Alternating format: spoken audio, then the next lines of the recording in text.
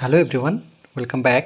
Study ম্যাথমেটিক্সে প্রত্যেকে স্বাগত জানিয়ে ক্লাস 7 থেকে chapter 18 page number 216 video part number আজকে 4 করব। আজকে আমরা কোর্সে দেখি 18.2 এর অঙ্কগুলি করব। একের 1 নাম্বার ড্যাশ ত্রিভুজ শুধুমাত্র রৈখিক প্রতিসম। কোন ত্রিভুজ সেটা লিখতে হবে। তাহলে এখানে লিখব সমদ্বিবাহু ত্রিভুজ। সমদ্বিবাহু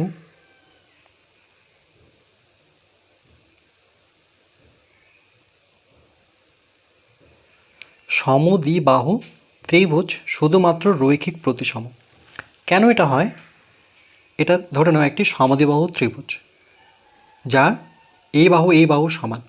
এবার দেখো এটাকে যদি আমরা ঘুরিয়ে নিই, না ঘুরিয়েও দেখো এখানে আমরা প্রতিসম কথার অর্থ কী? যে সমান মাপের হবে।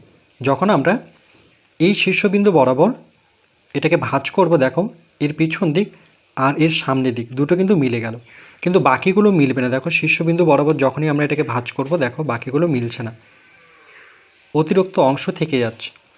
আবার ঠিক এইভাবে যদি আমরা এটাকে ভাঁজ করি সেক্ষেত্রেও মিলছে না, দেখো বাড়তি অংশ থেকে যাচ্ছে। এই জন্য একটা পাচ্ছি, এই এক পাওয়াই মানে একবার ভাঁজ করে সমান পাওয়া মানেই সেটাকে রৈখিক বলবো। রৈখিক মানে হচ্ছে একবার। তাহলে কোন ত্রিভুজ? সেটা হচ্ছে সমদ্বিবাহু ত্রিভুজ যার দুটো বাহু সমান। নেক্সট, ড্যাশ ত্রিভুজ রৈখিক প্রতিসম আবার সম্পূর্ণ প্রতিসম। ড্যাশ ত্রিভুজ রৈখিক প্রতিসম আবার সম্পূর্ণ প্রতিসম মানে যতবারই ঘোরাবো না কেন পুরোটাই সেটা একমাত্র কিন্তু সমবাহু ত্রিভুজের ক্ষেত্রে যার তিনটি বাহুর দৈর্ঘ্য সমান। দেখো এটাকে যদি আমরা কর্ণ বরাবর এভাবে ভাঁজ করি, প্রত্যেক ক্ষেত্রে দেখো সমান মাপের পাবো। দেখো সমান মাপের। আবার এই কর্ণ বরাবর যদি ভাঁজ করি সেক্ষেত্রেও আমরা সমান মাপেরই পাবো। দেখো কোথাও কিন্তু বাড়তি অংশ নেই বা কোথাও কম নেই। আবার এই বরাবর যদি ভাঁজ করি সেটাও কিন্তু সমান মাপেরই পাবো। তাহলে কোন ত্রিভুজের ক্ষেত্রে? প্রত্যেক ক্ষেত্রে কিন্তু আমরা একটা করে মানে কি সমান পাচ্ছি। যে দিক দিয়ে ভাঁজ করি না কেন প্রত্যেকবারই কিন্তু সমান মাপেরই পাবো। এই যে একবার করে মাপ পাওয়া সেটাই হচ্ছে রৈখিক প্রতিসম আবার সম্পূর্ণ প্রতিসম। সম্পূর্ণ প্রতিসম এই কারণেই এটাকে আমরা যেভাবেই রাখি না কেন দেখো এখানে চেনেই যায় না যে কোন দিকটা কত। মানে এখানে যদি নাম যতক্ষণ না দিব ততক্ষণ আমরা বুঝতে পারবো না। এখানে এ বি সি তারপরে যদি ঘোরাই তাহলে বলবো যে হ্যাঁ এই দিকে আসছে, বি দিকে গেছে, সি এদিকে গেছে। যেমন ফ্যানের মতো কোনটা পাখা কোন দিকে গেছে বোঝা মুশকিল, তাহলে সেটাকে বলবো আমরা ঘূর্ণন প্রতিসম। তাহলে এক্ষেত্রে হবে সমবাহু। আমি ছোট করে লিখে দিচ্ছি সমবাহু ত্রিভুজ। ওকে, যার তিনটি বাহুর দৈর্ঘ্য সমান। আর সমদ্বিবাহু বলতে যার দুটো বাহু সমান, এই বাহু সমান। আর এর ক্ষেত্রে কিন্তু তিনটি বাহুর দৈর্ঘ্য সমান। বর্গক্ষেত্রের ঘূর্ণন প্রতিসম মাত্রা এগুলো আমরা শিখেছি। বর্গক্ষেত্রে যেহেতু চারটি বাহু সমান এই জন্য এর মাত্রা হবে 4। আয়তক্ষেত্রের ঘূর্ণন প্রতিসম মাত্রা, আয়তক্ষেত্রের কিন্তু দুটো করে বাহু সমান হয়, বিপরীত বাহুগুলো সমান হয়। এই বাহুর সাথে এই বাহু সমান, এই বাহুর সাথে এই বাহু সমান। যেহেতু দুটো করে সমান তাহলে এর মাত্রা হবে 2। 5 নম্বর, বর্গক্ষেত্রের প্রতিসম রেখা। বর্গক্ষেত্রের প্রতিসম মাত্রা আর রেখা, মাত্রা যদি 4টি হয় তাহলে রেখাও কিন্তু 4টি হবে। কিন্তু আয়তক্ষেত্রের প্রতিসম রেখা, তাহলে আয়তক্ষেত্রে যেহেতু দুটি করে বাহু সমান এই জন্য দুটি এর রেখা পাবো। এটা কেমন করে হলো? আমি যদি একটু ছবি কেটে বোঝাই তাহলে দেখো বর্গক্ষেত্র, প্রথমে বর্গক্ষেত্রটা বুঝে নিই। রেখা বলতে দেখো যখন কর্ণ বরাবর ভাঁজ করব তখন সমান মাপের পাবো দুই সাইডে, তাহলে একটা গেল। আবার এই কর্ণ বরাবর যখন ভাঁজ করব তখনও কিন্তু সেম মাপেরই দুটো ত্রিভুজ পাবো, তাহলে দুটো হলো। এবার বাহু বরাবর যখন কাগজটিকে ভাঁজ করব আমরা সেক্ষেত্রে দেখো দুটো সমান মাপের দুই সাইডে পাচ্ছি, 3টা গেল। আবার এই বরাবর এই সাইডে বাহু আছে মানে দৈর্ঘ্য প্রস্থ বরাবর যখন কাগজটিকে ভাঁজ করব তখন কিন্তু সেম মাপেরই পাচ্ছি। এই জন্য এর রেখা হচ্ছে 4টি। যখন কাগজটি খুলে নেব তাহলে এই বরাবর এই বরাবর এই বরাবর এটাকে আমরা যুক্ত করি তাহলে 4টি পাবো। কিন্তু আয়তক্ষেত্রের ক্ষেত্রে কিন্তু হয় না। আয়তক্ষেত্রের ক্ষেত্রে আমরা শুধু এটাকে একমাত্র বাহু বরাবরই এটাকে ভাঁজ করতে পারি। এই যে একবার হলো, আর এটাকে এভাবে ভাঁজ করতে পারি, তাহলে সমান পাবো। কিন্তু কর্ণ বরাবর এটাকে যদি ভাঁজ করতে যাই তাহলে কিন্তু সমান আমরা পাবো না। ওকে, এরপর বলেছে 6 দাগেরটা, ট্রাপিজিয়াম কি সামন্ত্রিক শুধুমাত্র ঘূর্ণন প্রতিসম? দেখো ট্রাপিজিয়াম কিন্তু এখানে শুধু ট্রাপিজিয়াম বলেছে, ট্রাপিজিয়াম তো অনেকভাবে ছবি অঙ্কন করা যায়। সমদ্বিবাহু, যদি সমদ্বিবাহু বলতো ট্রাপিজিয়াম তাহলে সেক্ষেত্রে আলাদা হতো, শুধু ট্রাপিজিয়াম বলেছে। কিন্তু সামন্ত্রিকের বৈশিষ্ট্য আমরা জানি যে দুটো করে বিপরীত বাহু কী হয়, সমান হয়। ওকে, তাহলে সামন্ত্রিকের বৈশিষ্ট্য হচ্ছে তার যে বিপরীত বাহুগুলো সেগুলো কিন্তু সবসময় সমান হয়, একজোড়া বিপরীত বাহু। যদি আমি সামুদ্রিকটা এঁকে দেখাই, এটি একটি সামুদ্রিক, এই বাহু সমান, এই বাহু সমান। কিন্তু ট্রাপিজিয়াম তো অনেক রকম হয়, এটা একটা ট্রাপিজিয়াম বলতে পারি। ওকে, আবার এইভাবে এরকমভাবে একটা ট্রাপিজিয়াম অঙ্কন করতে পারি, আবার এইভাবে এই বাহুটাকে নিয়ে এভাবে ট্রাপিজিয়াম অঙ্কন করতে পারি। তাহলে এর কোনো নিজস্ব কিন্তু বৈশিষ্ট্য নেই। যদি সমদ্বিবাহু বলতো তাহলে সেক্ষেত্রে আলাদা ব্যাপার ছিল, কিন্তু এখানে শুধু ট্রাপিজিয়াম বলেছে, তাহলে এখানে হবে সামান্তরিক।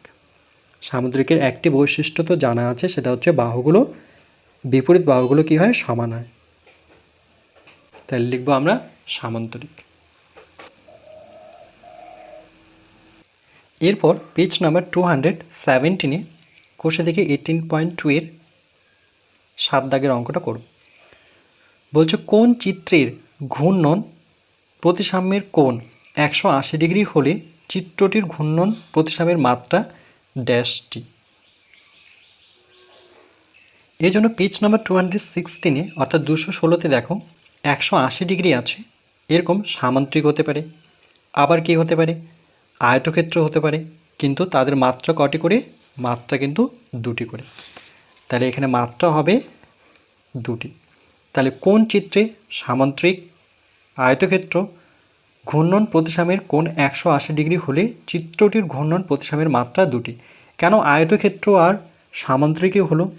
তার কারণ আয়তক্ষেত্র এর বিপরীত বাহুগুলো সমান, আয়তক্ষেত্র, আর একটা কি সামান্তরিক, তারও কিন্তু বিপরীত বাহুগুলো সমান। তা যেহেতু দুটো করে সমান তার জন্য মাত্রা কিন্তু 2, খুব সহজেই মনে রাখা যায়। এবার পরেরটা দেখো 8 নাম্বার, বলছে ড্যাশ এদের মধ্যে কোনটা সুষম পঞ্চভুজ না শুধু পঞ্চভুজ, রৈখিক প্রতিসম ও ঘূর্ণন প্রতিসম। এখানে সুষম বলতে যার প্রত্যেকটি বাহু সমান, পঞ্চভুজ বলতে যার বাহু সংখ্যা হচ্ছে 5টি, 2 3 1 2 3 4 5, এই প্রত্যেকটি বাহু কিন্তু সমান, তার সাথে কোনো কিন্তু এদের সমান। তাইলে রৈখিক প্রতিসম ও ঘূর্ণন প্রতিসম, মানে যেভাবেই ঘোরাই না কেন আমরা চোখে দেখে বুঝতে পারবো না যদি আমরা এর নামকরণ না করি, সেটাকে বলে ঘূর্ণন প্রতিসম। তাহলে একমাত্র সেটা কিন্তু পসিবল সুষম পঞ্চভুজে, শুধু পঞ্চভুজে নয়, পঞ্চভুজ কিন্তু আরেকটা হতে পারে বিভিন্ন বিভিন্ন বাহু নিয়ে। ওকে, বাহু সংখ্যা যেখানে সমান নয়, যেমন এক্সাম্পল হিসেবে এটা একটা বাহু, আমি ইচ্ছে মতো দেখো 5টি বাহু দিতে পারি, এটা কিন্তু পঞ্চভুজ 1 2 3 4, 1 2 3 4 5, তাহলে এটা কিন্তু সুষম নয়। আর দেখতে এটাকে যদি আমরা ঘোরাই, তাহলে কিন্তু দেখে বুঝে যাব যে এই বাহুটা বড়, এই বাহুটা ছোট। কিন্তু সুষম বহুভুজকে যতবারই ঘোরাই না কেন বোঝা সাধারণত মানে কি নাম না দিলে আমরা সাধারণত বুঝতে পারবো না। তাহলে এটার অ্যান্সার হবে সুষম পঞ্চভুজ। ওকে, আমি এখানে টিক চিহ্ন দিয়ে দিলাম, এখানে লিখতে হবে সুষম পঞ্চভুজ।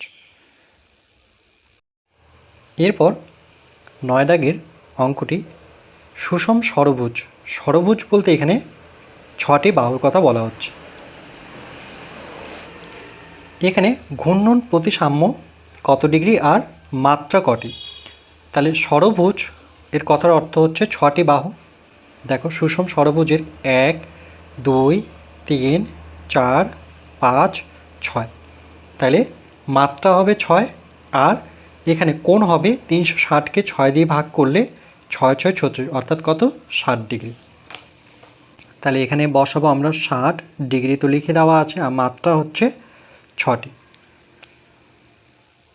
এরপর 10 দাগেরটা কেবলমাত্র ড্যাশ ট্রাপিজিয়াম রৈখিক প্রতিসম কিন্তু ঘূর্ণন প্রতিসম নয়। তাহলে কোন ট্রাপিজিয়াম? সেটা হচ্ছে সমদ্বিবাহু ট্রাপিজিয়াম। তাই লিখব সমদ্বিবাহু, সমদ্বিবাহু ট্রাপিজিয়াম। রৈখিক, কিন্তু রৈখিক প্রতিসম কিন্তু ঘূর্ণন প্রতিসম নয়। দেখো এটা যেমন একটি সমদ্বিবাহু ট্রাপিজিয়াম। কি করে? এই বাহু আর এই বাহু মাপ সমান। এটাকে দেখো একবার যদি আমরা মাঝ বরাবর ভাঁজ করি তাহলে কিন্তু এটা প্রতিসম, অর্থাৎ মিলে যাচ্ছে, দুপাশটাই মিলে যাচ্ছে, তাহলে এটা প্রতিসম কিন্তু ঘূর্ণন নয়। কেন? কেন কি এটাকে আমি যেভাবে ঘুরিয়ে রাখি না কেন, এটা কিন্তু বোঝাই যাচ্ছে স্পষ্ট যে এই বাহুটা বড়, এটা ছোট, আর এই দুটো বাহু। ওকে, ঘূর্ণন প্রতিসম নয়, তার কারণ এটা আমরা চোখে দেখে বুঝতে পারছি। যেমন সমবাহু ত্রিভুজকে আমরা কিন্তু চোখে দেখে বুঝতে পারবো না কোন বাহুটা কত সেমি বা কোনটা কত বাহু, যতক্ষণ না আমি নাম দিয়ে উল্লেখ করছি। এখানে এ বি সি দিলেই বুঝতে পারবো। এবার যদি ঘোরাতেই থাকি তাহলে বুঝতেই পারবো না কোনটা এ, কোনটা বি, কোনটা সি, রাইট? কিন্তু এটার ক্ষেত্রে দেখো, এটাকে যদি ঘোরাই তাহলে যতবারই ঘোরাবো না কেন এটা বোঝা যাচ্ছে এই বাহুটা এই পাশে আসলো, এই বাহুটা এই পাশে আসলো, এই বাহুটা এই পাশে যাচ্ছে। আর এটার ক্ষেত্রে কিন্তু বোঝা যাচ্ছে না। দেখো একবারে যদি ঘুরিয়ে ছেড়ে দিই তাহলে কোনটা কোন দিকে গেল আমরা চিনতেই পারবো না। এরপর 11 দাগের আয়তক্ষেত্রের ঘূর্ণন প্রতিসাম্য কেন্দ্র ড্যাশ ছেদ বিন্দু। আয়তক্ষেত্রের ঘূর্ণন, একটি আয়তক্ষেত্র এর ঘূর্ণন যখন এখানে আমরা পিন দিয়ে ঘোরাবো তাহলে দেখো এটা কর্ণ বরাবর কিন্তু যোগ করতে হয়, তাহলে কিন্তু একটা মিডল পয়েন্ট পাবো। ওকে, তাহলে এখানে লিখতে হবে আমাদের, আমরা লিখব কর্ণদ্বয়ের ছেদবিন্দু।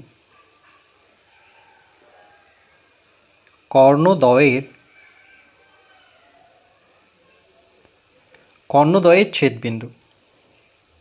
কর্ণদ্বয় পরস্পরকে কিন্তু একটি বিন্দুতে মিলিত হবে। যদি এই ছবির মাধ্যমে দেখাই তাহলে দেখো এইভাবে কর্ণ যদি আমরা ভাঁজ করে নিই কর্ণ বরাবর, সেটা প্রতিসম্মত হবে না, তবে তারা এক জায়গায় ছেদ করবে, একটি আমরা নির্দিষ্ট বিন্দু পাবো। এই যে দেখো এখানে হঠাৎ আমরা কিন্তু এখানে একটা বিন্দু পাচ্ছি। ওকে, এইভাবে তোমরা ভাঁজ করে দেখে নেবে, দেখবে মাঝখানে একটা বিন্দু পাবো। নেক্সট, আচ্ছা এটাকে আমি একবার ভাঁজ করে নিই, কর্ণ বরাবর ভাঁজ করলাম। এবার স্কেলের সাহায্যে যদি আমরা দাগ দিয়ে দিই, যেই বরাবর কর্ণ বরাবর যে ভাঁজ করলাম আমি এইভাবে দাগ দিয়ে দিচ্ছি। তাহলে আরেকটা কর্ণ পড়ে থাকলো, সেই কর্ণ বরাবর দাগ দিয়ে দিব, ভাঁজ করে ভাঁজ খুলে স্কেল বসিয়ে আমরা দাগ টানব।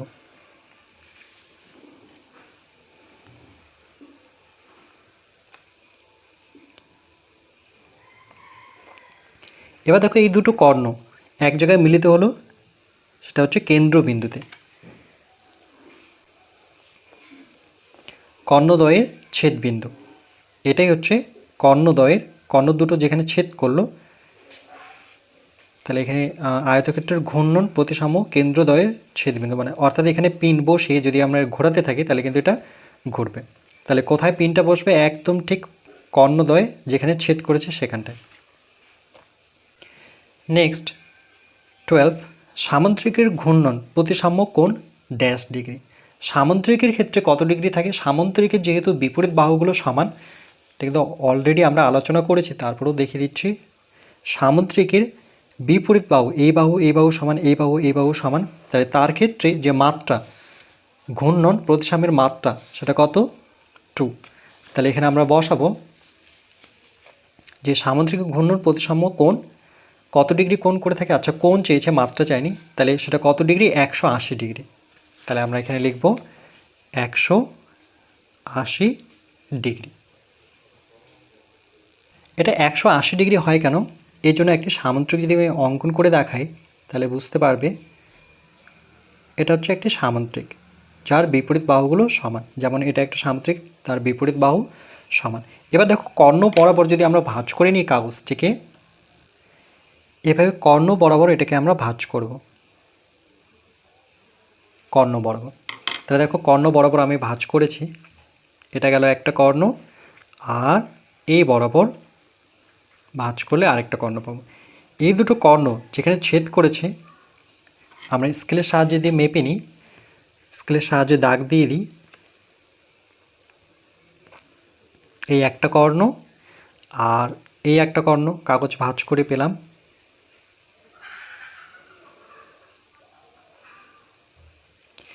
এবার দেখো এগুলো কিন্তু 180 ডিগ্রি করে থাকে।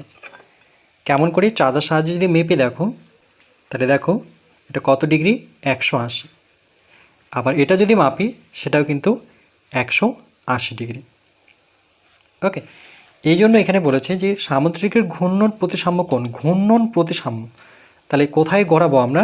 এখানে পিন মেরে এটাকে এইভাবে ঘোরাবো। তাহলে কত ডিগ্রি করে ঘুরবে? সে 180 ডিগ্রি, অর্থাৎ এখান থেকে এটা 180, এখান থেকে এটা 180 ডিগ্রি।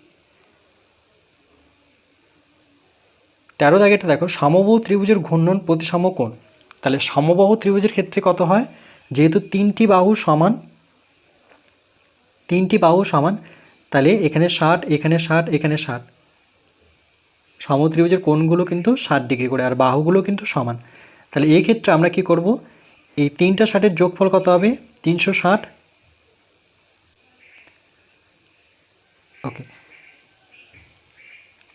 এটা তো ঘোরাবো, তাহলে 360 ডিগ্রিকে আমরা 3 দিয়ে ভাগ করলে পাবো 120 ডিগ্রি। এটা কিন্তু আমরা অলরেডি শিখেছি।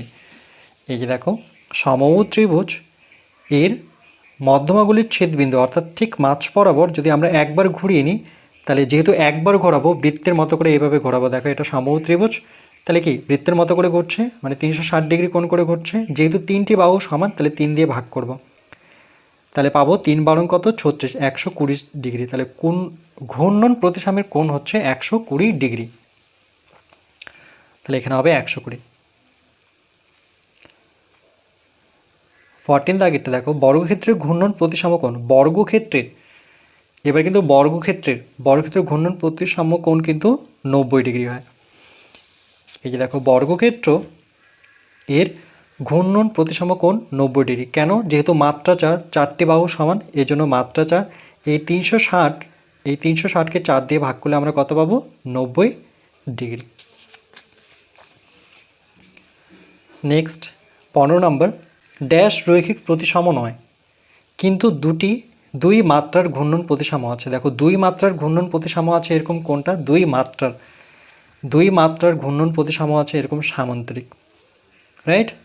2 মাত্রার, এই যে মাত্রা 2, এই যে ঘূর্ণন প্রতিসাম্যের মাত্রা 2, এরকম কর্ণ দুটির ছেদবিন্দু এরকম কি সামান্তরিক। তাহলে এখানে লিখব রৈখিক প্রতিসম নয়, কিন্তু 2 মাত্রার, এই যে দেখো 2 মাত্রার ঘূর্ণন প্রতিসাম্য এরকম হচ্ছে সামান্তরিক।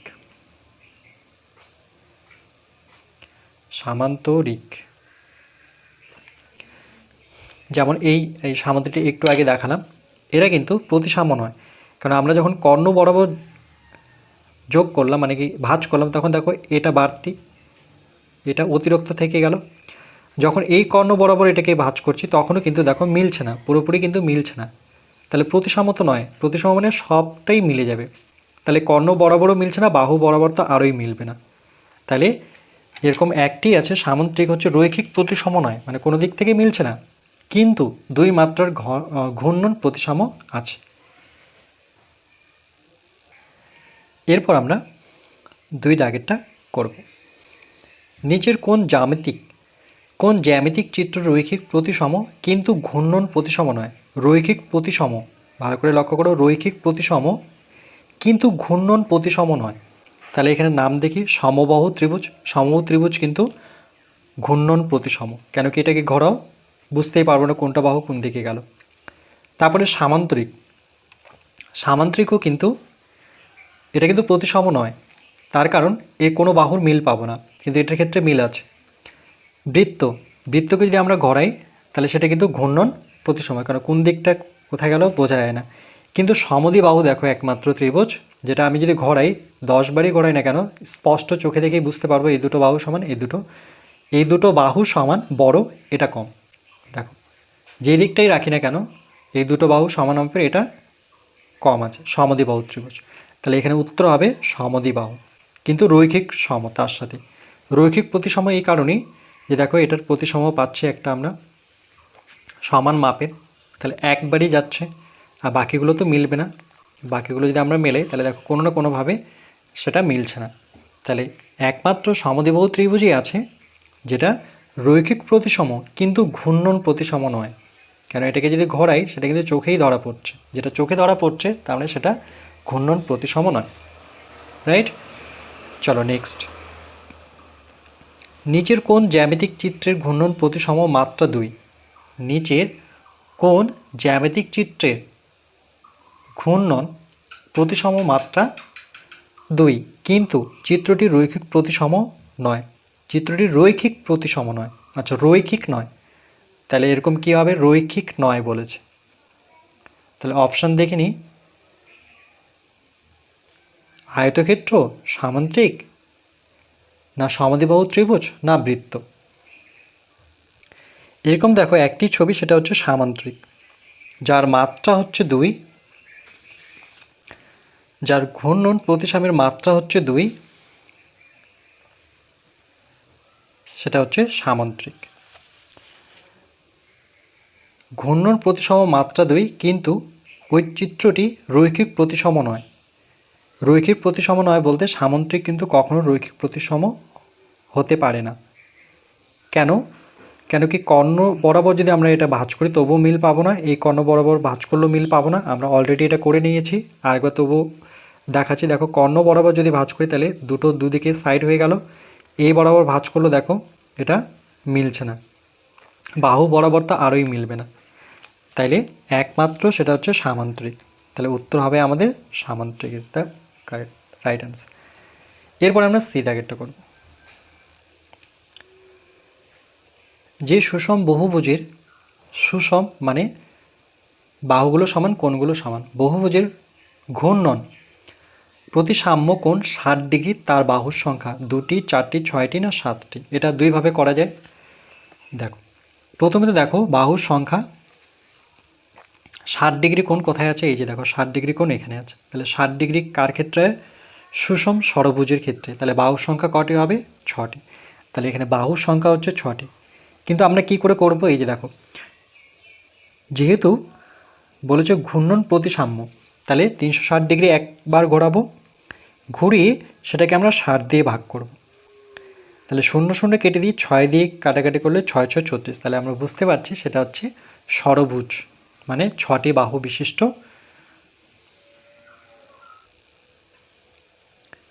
এরপর ডি দাগেরটা, একটি চতুর্ভুজের ঘূর্ণন প্রতিসাম্য কোণ 180 ডিগ্রি এবং প্রতিসম রেখা 2 হলে চতুর্ভুজটি কি কি হতে পারে? যেহেতু এখানে প্রতিসম রেখা 2 বলেছে, তাহলে এখানে আমরা যেই দুটো বাহু সমান বিপরীত বাহুগুলো, তাহলে একটা বর্গ আয়তক্ষেত্র আর একটা সামান্তরিক।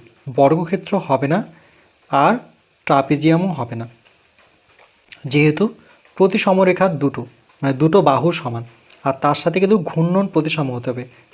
ট্রাপিজিয়াম কিন্তু কখনো ঘূর্ণন প্রতিসম হয় না, কেন ট্রাপিজিয়ামকে যদি আমরা ঘোরাই তাহলে সেটা কিন্তু চোখেই পড়বে কোনটা বাহু কোন দিকে গেল, তাহলে এটা কিন্তু হবে না, ট্রাপিজিয়াম হবে না, আর বর্গক্ষেত্র তো হবেই না, কেন এখানে দুটো বলেছে, এটা তো 4টি সমান, তাহলে থাকলো এই দুটো, তাহলে এই দুটোই হবে, একটা হচ্ছে আয়তক্ষেত্র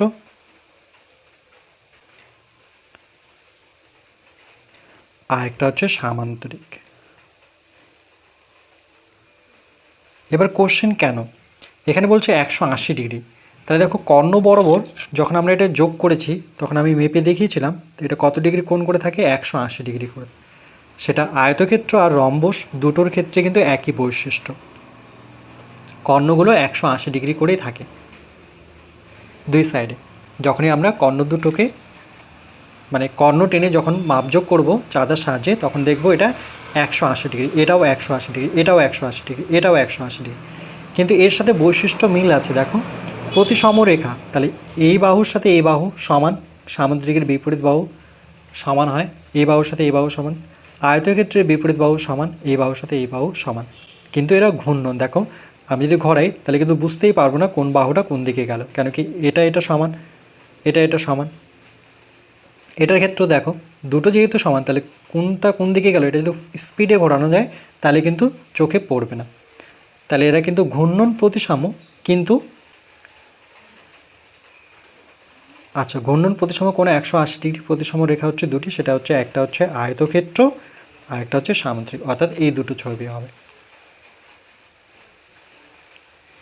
এরপর পেজ নাম্বার 218, 3 দাগের অঙ্কটি। নিচের ছবিগুলি দেখি ও নিচের ছক পূরণ করি।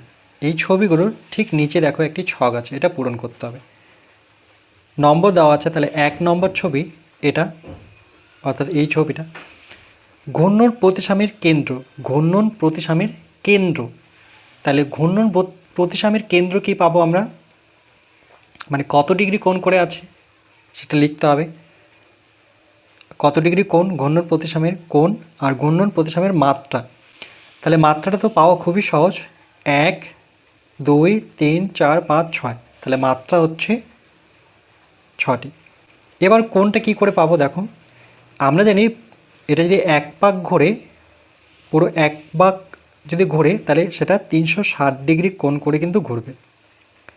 মাত্রা কত, 6, হিসেব করলাম 1 2 3 4 5, 1 2 3 4 5 6, তাহলে 6 দিয়ে ভাগ করব, 6 6 36 আর 0 তার সাথে।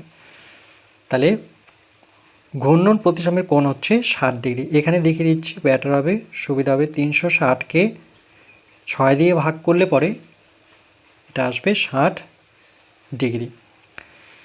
তাহলে এখানে আমরা লিখব যে সরল রেখাগুলির ছেদবিন্দু,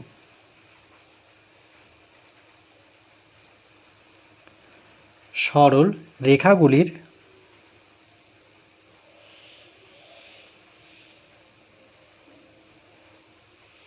ছেদবিন্দু, এই যে সরলরেখাগুলো যেখানে ছেদ করেছে, এটা এই সরলরেখা এই সরলরেখা এই সরলরেখা যেখানে ছেদ করেছে, তাহলে সেই ছেদবিন্দুর কথা বলা হচ্ছে। এরপর দ্বিতীয় ছবিটা দেখো, তাহলে 1 2 3 4, মাত্রা 4টি, তাহলে এখানে বসাবো 4। তাহলে দেখো কোণ বের করে খুবই সহজ, 360কে আমরা মাত্রা দিয়ে ভাগ করব, 4 লং 36, তাহলে কত ডিগ্রি, 90 ডিগ্রি। এবার ঠিক একই রকমভাবে এটাও হবে সরলরেখা, সরলরেখাগুলির ছেদবিন্দু। কেন্দ্র কোথায় পাবো, আমরা পাবো সরল রেখাগুলির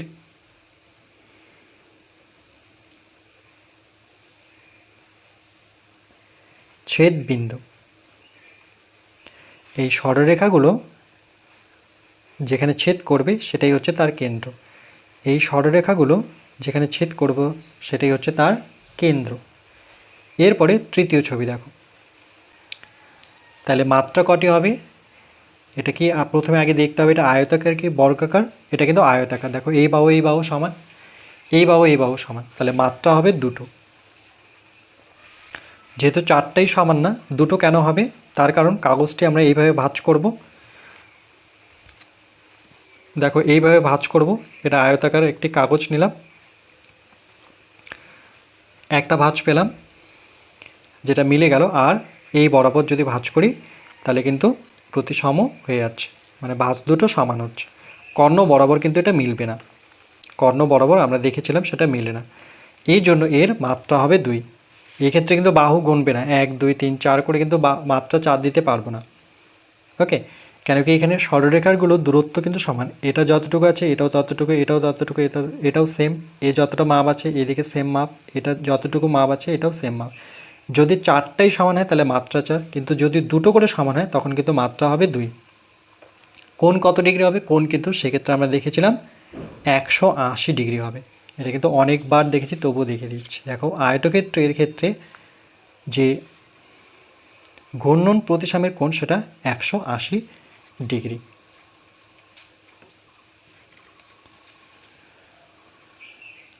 তাহলে আমরা লিখব যে বিপরীত বাহুর মধ্যে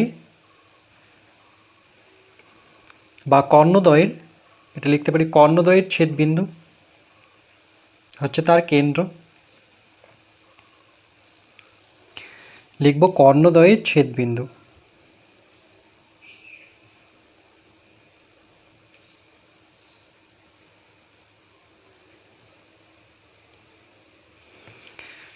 কর্ণগুলো যদি আমরা স্কেলের সাহায্যে যোগ করি তাহলে দেখো এর কেন্দ্র আমরা পেয়ে যাব, সেন্টার পয়েন্ট পেয়ে যাব।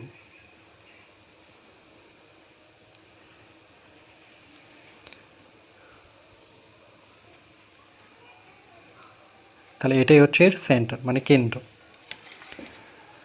তারপরে 4 নম্বর ছবি দেখো, এটা রম্বস মনে হচ্ছে, কেন কি এই বাহুর না, রম্বস নয়, এই বাহুটা ছোট এই বাহুটা বড়, এই দুটো বাহু সমান, এই দুটো বাহু সমান, তাহলে এটা হচ্ছে সামান্তরিক।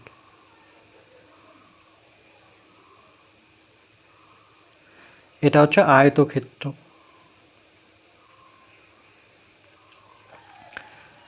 তাহলে এখানে অপশন দেখতে হবে। আচ্ছা, সামান্তরিকের ঠিক এর যা বৈশিষ্ট্য, সামান্তরিকের বৈশিষ্ট্য কিন্তু সেম, বিপরীত বাহুগুলো সমান, তার মানে এর মাত্রা হবে 2, 4 হবে না। কোণ হবে 180 ডিগ্রি, আর একই রকমভাবে কর্ণদ্বয়ের ছেদবিন্দু, এটা কর্ণদ্বয়ের ছেদবিন্দুও লেখা যায়, নতুবা কিন্তু এটাও লেখা যায় যে বিপরীত বাহুর মধ্যে বিন্দু সংযোগকারী রেখা। বিপরীত বাহু বলতে এই বাহুর সাথে এই বাহু যদি মেলাই, না এটার সাথে বিপরীত বাহু হবে না, তবে এটার সাথে হবে, এটার সাথে বিপরীত বাহু হবে। এখানে দুটো অ্যান্সার হতে পারে, আয়তক্ষেত্রের ক্ষেত্রে বিপরীত বাহুর সংযোগ সরলরেখা আর কর্ণদ্বয়ের ছেদবিন্দু, কিন্তু সামান্তরিকের ক্ষেত্রে একমাত্র কর্ণই হবে, একমাত্র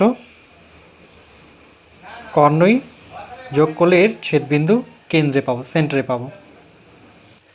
এরপর 5 নম্বর ছবিটা দেখো, এটি একটি বর্গাকার ছবি, এই বাহু সমান, এই বাহুর সাথে এই বাহু সমান, সন্নিহিত বাহুগুলো সমান, অর্থাৎ 4টি বাহুই সমান, বর্গাকার। তাহলে বর্গক্ষেত্রে 4টি বাহু যেহেতু সমান, তাহলে মাত্রা হবে 4, যখন বাহুগুলো সবটাই সমান হবে সেটাই মাত্রা। তাহলে একই নিয়ম, সেক্ষেত্রে 360কে আমরা ভাগ করব 4 দিয়ে, তাহলে 4 দিয়ে 4 নং 36, অর্থাৎ 90 ডিগ্রি। তাহলে এই ক্ষেত্রে আমরা পাবো যে যেহেতু 4টি বাহু সমান, তাহলে এরকম আমরা শিখেছিলাম এটা বর্গক্ষেত্র। দেখো এই বরাবর আমরা ভাঁজ করব, একটা প্রতিসাম্য পাবো, এই বরাবর ভাঁজ করব, প্রত্যেক ক্ষেত্রে কিন্তু মিলে যাবে, দুটো হলো। আবার বাহুগুলো যোগ করলেও হবে, আবার কর্ণ যোগ করলেও কিন্তু আমরা তার সেন্টার কিন্তু এক জায়গায় পাব। তাহলে হয় আমরা লিখতে পারি কর্ণদ্বয়ের ছেদবিন্দু, তাহলে এটাই লিখি কর্ণদ্বয়ের ছেদবিন্দু, এটাও লেখা যায়। আরেকভাবে লেখা যায় বিপরীত বাহুর মধ্যবিন্দু সংযোগকারী রেখা, কেন বিপরীত বাহুগুলো যোগ করলেও কিন্তু আমরা এর সেন্টার পয়েন্ট পেয়ে যাব। এই যে দেখো, এই বাহুর সাথে এই বাহু যদি করি, তারাও কিন্তু ওই একই জায়গায় ছেদ করবে, এখানেই ছেদ করবে। ওকে, আচ্ছা, এটা 180 ডিগ্রি কী করে আসলো, তাহলে সেটাও দেখিয়ে দিই যে 360কে আমরা মাত্রা দিয়ে ভাগ করব। তাহলে মাত্রা কত, 2, 2 দিয়ে কাটাকাটি করলে দেখো এখানে 2 অক্ষ 2 আর 8 দুগুণে 16, 180 ডিগ্রি। ঠিক এটাও 360কে 2 দিয়ে ভাগ করলে পাবো আমরা 180 ডিগ্রি। এরপর 6 নম্বর ছবি দেখো, এটা কিন্তু ট্রাপিজিয়াম।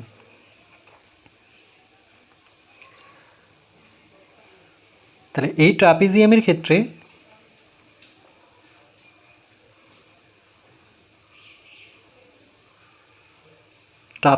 ক্ষেত্রে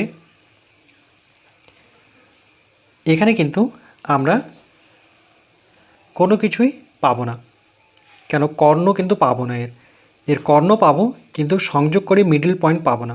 দেখো এটা যদি আমি যোগ করেও দেখাই, কর্ণ দুটো, তাহলে কোথায় ছেদ করলো, এখানে মাঝখানে তো ছেদ করলো না, তাহলে এটা নেই বলতে, এর কেন্দ্রবিন্দু নেই। আর যেহেতু কেন্দ্র নেই, তাহলে এর কোনো পাবো না, এটাও নেই, আর তার মাত্রাও নেই, প্রত্যেকটা ব্ল্যাঙ্ক হয়ে যাবে। এবার 7 নম্বর ছবি দেখো, এটা একটি ফ্যান, এখানে 4টি পাখা দেওয়া আছে। তাহলে এই 4টি পাখা কি সমান মাপেরই হবে, ফ্যানের নিশ্চয়ই একটা বড় একটা ছোট হবে না, তাহলে এর মাত্রা স্পষ্ট 4, দেখেই বুঝতে পারছি। তাহলে 360কে 4 দিয়ে ভাগ করব, 4 লং 36, তাহলে কত ডিগ্রি, 90 ডিগ্রি। তাহলে আমরা এইভাবে লিখব পাখাগুলির ছেদবিন্দু, বা ব্লেডগুলির, আচ্ছা পাখাগুলির লিখি, পাখাগুলির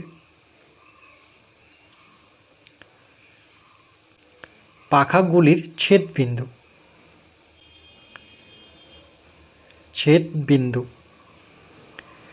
এই পাখাগুলো এভাবে ডট ডট করে যদি আমরা যুক্ত করে দিই, তাহলে যেখানে ছেদ করলো সেটাই হচ্ছে তার সেন্টার পয়েন্ট, রাইট, সেটাই হচ্ছে তার কেন্দ্র।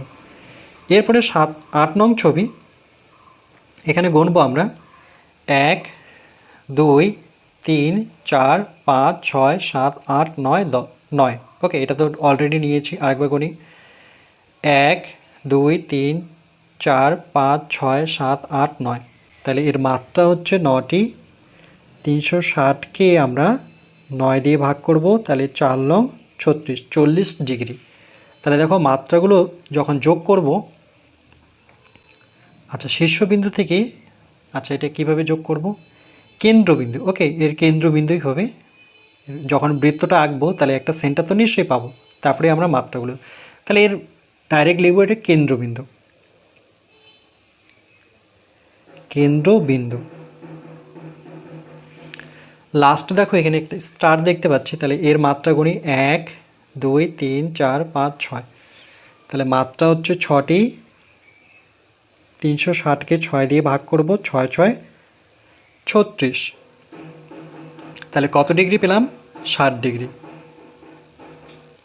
তাহলে এর কেন্দ্রবিন্দু কি করে পাবো আমরা, এর শীর্ষবিন্দুগুলি এভাবে যদি যোগ করি,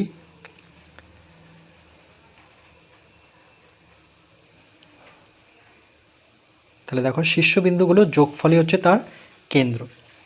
তাই লিখব বিপরীত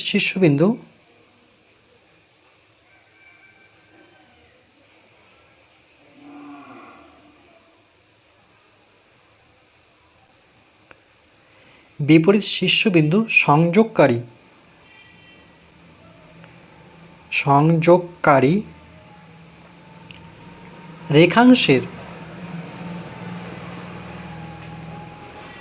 রেখাংশের ছেদবিন্দু। ওকে, বুঝতে পেরেছো নিশ্চয়ই।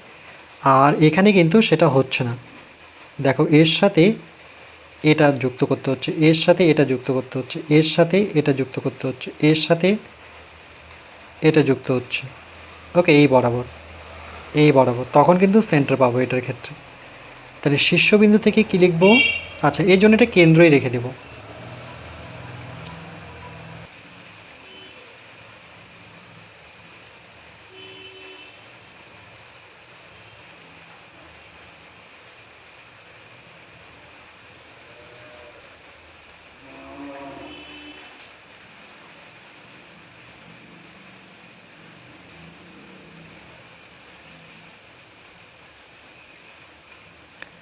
তাহলে এই চ্যাপ্টার, অর্থাৎ চ্যাপ্টার নাম্বার 18, আমাদের মোট ভিডিও সংখ্যা হচ্ছে 1 থেকে 4টির মধ্যে কমপ্লিট করলাম। ভিডিওগুলো একটু লেন্দি হয়েছে, তবে শুধু বোঝারই বিষয় ছিল, থিওরি ছিল, এই জন্য আমি কিন্তু একবারই বোঝানোর চেষ্টা করেছি, যতটা পেরেছি কম ভিডিওর মধ্যে।